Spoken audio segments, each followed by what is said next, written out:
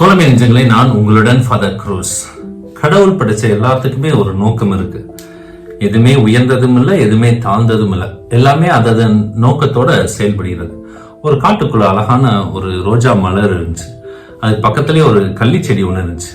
அந்த ரோஜா மலருக்கு கொஞ்சம் ஆணவம் ஜாஸ்தி. நான் அழகா இருக்கேன், ஆனா அந்த கள்ளி செடி அசிங்கமா இருக்கு, எங்க பார்த்தாலும் முள்ளு, இதை யாரும் தலையில வைக்கவும் மாட்டாங்க, பிடுங்கவும் மாட்டாங்க, யாரும் யூஸ் பண்ணவும் மாட்டாங்க.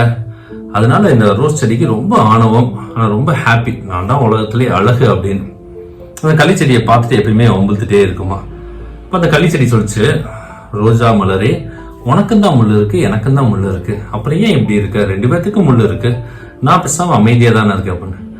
நீ என்ன கம்பேர் பண்ணாத, உனக்கு முள்ளு இருக்கிறது வேற, எனக்கு முள்ளு இருக்கிறது வேற, நான் அழகா இருக்கேன் அப்படின்னு சொல்லிச்சான்.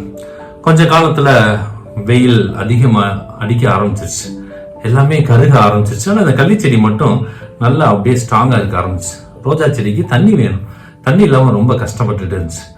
அப்போ பறவைகளும் கொஞ்சம் தண்ணி எடுக்கிறதுக்காக என்ன பண்ணுச்சு, இந்த கள்ளி செடியில கொத்தி கொத்தி அதுல இருக்க தண்ணியை எடுத்து குடிச்சிட்டு போச்சுங்க.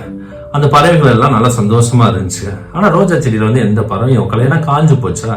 அந்த ரோஜா செடி கேட்டுச்சான், இப்படி பறவைகள் உனக்கு கொத்துதே, உனக்கு வலிக்கலையா அப்படின்னு. பறவைகள் கொத்துறது எனக்கு வலிக்க தான் செய்யும், ஆனா என்கிட்ட இருந்து ஒரு நல்ல பண்பை எடுத்துட்டு அவங்க சந்தோஷமா போறாங்க, நான் நிறைவான ஒரு தண்ணீரை கொடுக்குறேன், அதனால அவங்க சந்தோஷமா வாழ்றாங்க, எப்பொழுதுமே நான் பிறருக்காக இருக்கிறேன் அப்படின்னு சொல்லிச்சான். அப்பதான் அந்த ரோஜா செடிக்கு புரிஞ்சிச்சான், கடவுள் எல்லாத்தையும் ஒரு நோக்கத்தோட படைச்சிருக்காரு, இந்த உலகத்துல படைக்கப்பட்ட எல்லாமே அழகுதான்.